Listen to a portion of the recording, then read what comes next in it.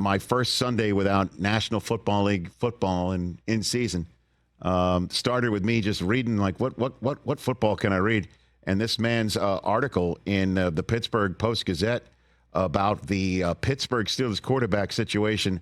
I mean, to say it's filled with nuggets is an understatement, and I think it's an affront to Nuggets.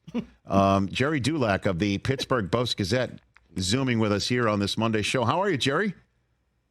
Rich, I am good, and I spent my first Sunday without NFL football since August. Let's see, I had to do a 2-hour radio show at the Pittsburgh Car Show. Okay. I watched Riviera, and then I continued binge watching Suits. So that was my day without NFL football. All right, Gerry, you're a Suits guy. You're a Suits guy. Big time. I mean, I can't stop watching the darn thing. I bet I started, I don't know, maybe last week, 2 weeks ago, and I'm up to season 6 already. And each season has 15 episodes. Gerry, wow. You're not binge watching. You're suiting up. Right, exactly. I'm swallowing every episode I can as fast as I can. Okay, look at you, Gerry. Fantastic. So I don't even know where to start with your story. So let's just jump right into it here. Kenny Pickett, the only quarterback currently in the quarterback room. You said, though, there is, quote unquote, some internal division that maybe Mason Rudolph should be the starter. What can you tell us about that? Well, I think that's among the players because when you go back to the end of the season and you have players like the receivers, such as Deontay Johnson, such as George Pickens, acknowledging their support of Mason Rudolph, not taking a poll, but coming out and saying that the offense effectively has worked better with Mason Rudolph, which of course it has. It has enabled those two guys. Of course, they're probably going to say that to make to have more catches and make more big plays. And the other thing about that too, Rich, is the day after the season, after they lost in Buffalo, 2 days after, because the players had the day off, I went up to Isaac Seumalo, the guard, who doesn't say a whole lot. He's not a talkative guy.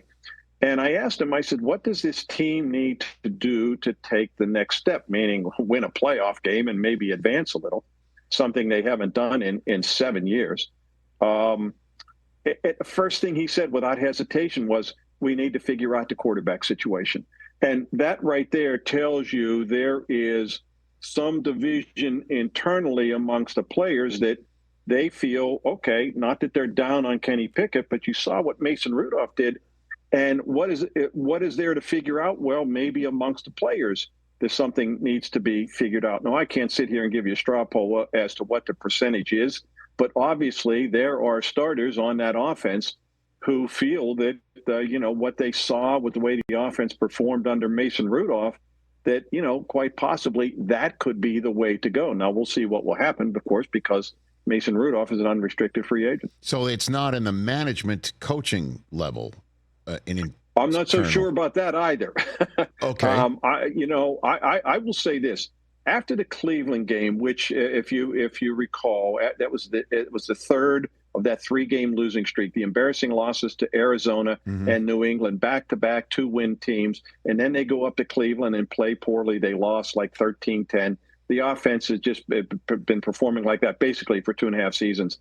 They had considered, it was discussed about benching Kenny Pickett at that point because they just needed to do something after those 3 losses. Well, what ended up happening is that's when Matt Canada was then fired. And so when Kenny Pickett got hurt, look, if that would have been September or October, Kenny Pickett would have gone back into the lineup because he's their number 1 quarterback.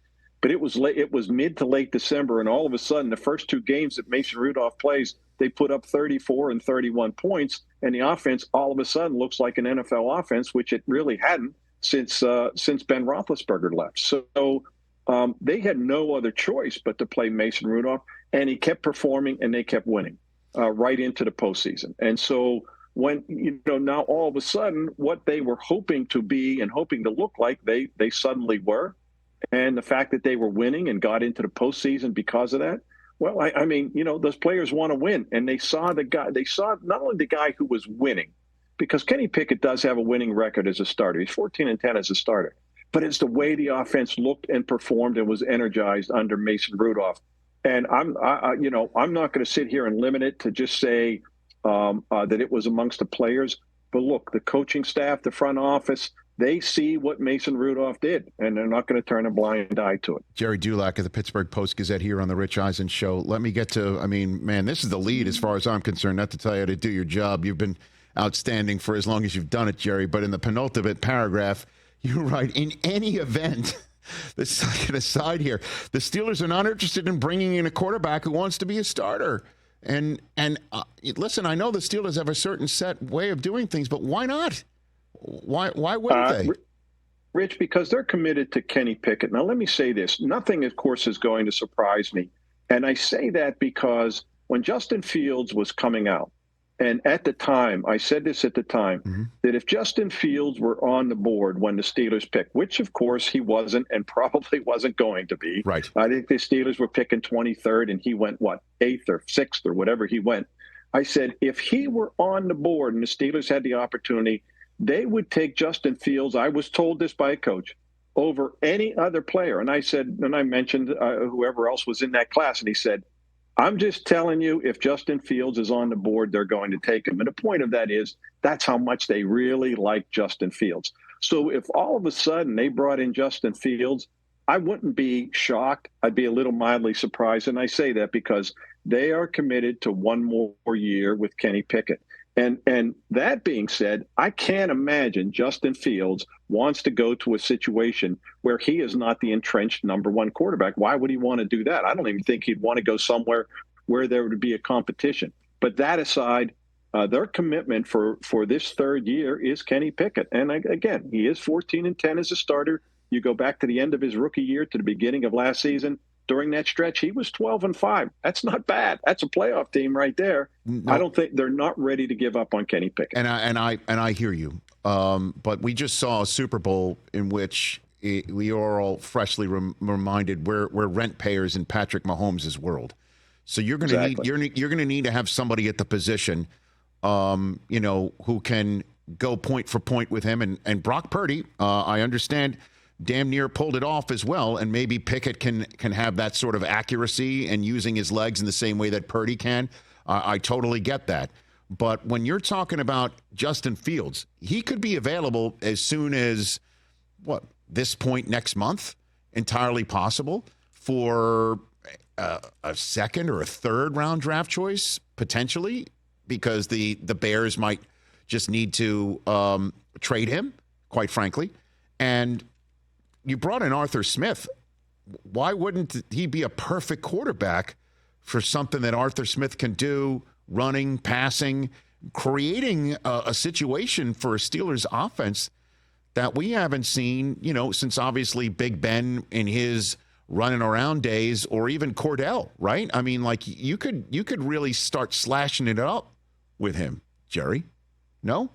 Rich, if you had more time on your first Sunday with NFL football yesterday, you could have gone back maybe 6 more days. And I brought up that very same point that Patrick Mahomes reminded everyone, not that anybody needed to be reminded, but you need that quarterback if you want to win the Super Bowl. And let's face it, go back to 2001 and almost without fail, look at who won the Super Bowl, the quarterbacks who are either in the Hall of Fame or are going to be in the Hall of Fame, with very few exceptions. Nick Foles, of course, you can debate Joe Flacco, but nonetheless, they were all marquee elite quarterbacks. And yeah, when you have that guy, if you don't have that guy, you're not going to get there for the most part. The odds show that, the percentages.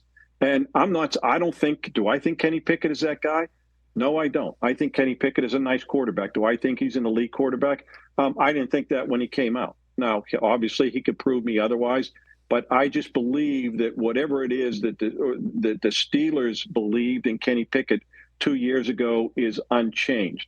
And so I don't see them taking that on. If anything, I see them bringing back, I know they want to bring back Mason Rudolph, and he is not averse to coming back. He's also not averse to maybe exploring free agency, which is why if the Steelers want him back, they better move swiftly. But, what they saw with Mason Rudolph was a guy who can win games for him. Is he an elite quarterback? No, I don't think so either. but I just don't think they're ready to give up on Kenny Pickett. But that's why this year is a big year for him, Rich. They'll give these guys, quarterbacks especially, 3 years. And if they don't believe he's that guy after 3 years, then they'll kind of move on from him. Let's face it, Kenny Pickett isn't 5-11 or 6-12 as a starter. He is 14-10, and that's counting that ugly stretch when he started as a rookie. So he has proven that he was 7-4 when he got hurt. So he has proven that he can win games for him. Any sense what was the framework of hiring Arthur Smith, with this being the most important question as to who's going to be the quarterback? Yeah, well, I will say this about Arthur Smith. He fits the exact kind of framework of what Mike Tomlin said he wanted with an offensive coordinator, a guy with NFL experience who has run an NFL offense. And his previous two coordinators, Randy Fittner and Matt Canada, were internal promotions who had never run an NFL offense. Now, Randy Fittner didn't do a bad job, and of course, we know how much Matt Canada struggled in that job. So what he described that he wanted is exactly what he did, hiring. And, everybody talks about, the 2 years that he was a coordinator at Tennessee, they were highly successful. And everybody wants to say, yeah, he had Derrick Henry and he was a 2,000-yard runner. Well, look, I'm not going to compare Najee Harris to Derrick Henry, but he is that type of back. Mm-hmm. But my point is, Ryan Tannehill in that second year in that offense had the best year of his career. He was re-energized and rejuvenated at 35 touchdowns, I think only 7 picks, 3,800 passing yards in a run-oriented offense. I mean, he made Ryan Tannehill look the best he's ever been. No doubt. And I'm not saying that's going to happen with Kenny Pickett, but I like the hire. I did. And maybe Tannehill would be a guy that, if they do stick with Pickett, that's a guy that they bring in for the quarterback room. If Mason Rudolph leaves, he is the type of quarterback, a veteran with proven NFL starts who they might bring in, even though he is 36 years old, I believe. Again, Gerry, not a lot of these names are going to excite Steeler fans. I'll be straight up with you. You know that. You're exactly right. You're exactly right. And they want to look, Kirk Cousins. That's not going to happen.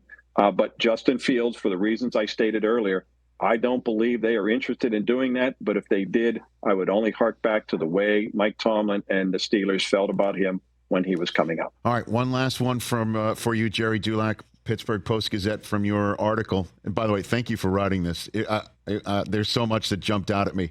Guys, I don't know if you heard this one, but did somebody tell Trubisky after he was signed, when Pickett got drafted, hey, why don't you text him a welcome to the team? Did that really happen, Gerry? It not only really happened, and if you noticed, I think in that sentence, in that paragraph, I said, among other things, and it was probably, based on what I was told by two people who would know.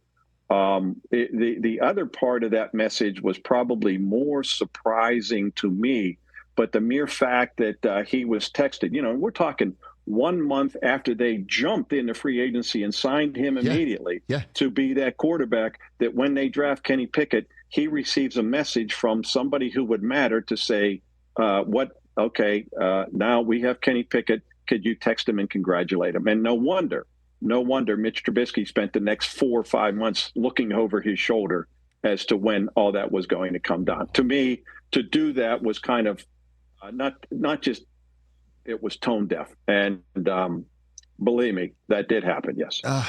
So while we're serving tea, maybe spilling, what's the among other things that they asked Trubisky to do? Well, I didn't put it in the paper, Rich, and on your wildly popular show that is viewed by many, I don't think I should then say what it is here. Right. Maybe when I run into you and you ask me again or we see each other, I'll tell you. And believe me, you won't believe it when I tell you. Okay, Gerry. What if I said I can hook you up in a conversation with one of the stars of Suits, Gerry? What if I could do that? There you go. Well, Meghan Markle's out, of course. We know that's not going to happen. And maybe Donna, that might work. You might be able to convince me that. Gerry Dulac, I never thought I would ever say these words to you, but I once took a Pilates class with Donna, so it's possible. Come on, really? Yeah. That's like for a man who has rubbed elbows with the greatest, that is your moment to shine with the greatest. Okay, take a look at our new graphic for you at the bottom of the screen. Gerry Dulac, confirmed Suits guy, is what it says at the bottom of the screen right here. They're doing a reboot. It's coming back. Oh, really? Yeah, what Suits L.A., right? Without Meghan Markle, Yeah. obviously. Okay. But yeah, they're coming back. Exactly. I might have to put that Suits reference in my Twitter bio. Hey, well, hold on a second now, though, Jerry. Here's how we can put this all together and cut me out, even though I'd like to be your middleman. Cameron Hayward received the Walter Payton Man of the Year award from Prince Harry. So gushed all over him. I don't know how that happened, but Prince Harry gave Cam Hayward his Walter Payton Man of the Year award. Maybe Cam could call Prince Harry to tell Meghan Markle to give Gerry Dulac a call. How about that? Well, I will tell you, Rich, Yes. when he won that award, hey, look, I don't get into, TJ Watt didn't win Defensive Player of the Year. Believe me, it didn't ruin my appetite or keep me up at night. But when I was never more thrilled for a guy, because Cam is such a giant as a person and as a player. And I go back to when I started in the business. I covered Pitt football, and I covered his dad to the point that his dad even invited me to their wedding. And Cam Hayward, Ironhead, is one of my favorite people of all time. And to see that tribute that they had at the NFL Honors, and for Cam to win that award after being a quote finalist 6 times, I couldn't have been more thrilled for a person in all my life. And I texted Cam that night, and the kind of guy he is, he got back to me the next day and said thank you. And like I said, it was just a wonderful, wonderful honor for him, and I couldn't have been more thrilled. He is good people. You are correct, sir. Yes, he is. Jerry, thanks again. Sorry to take you away from Suits binging, but I appreciate the time. Rich, that's coming up later. Don't worry about it. We'll chat again soon. We'll see you soon. Thanks, Jerry. Man, yeah, good chat. Right back at you. Gerry Dulac, everybody. Great chat. Catch the Rich Eisen Show every single day on the Roku channel, 12 to 3 Eastern, for free.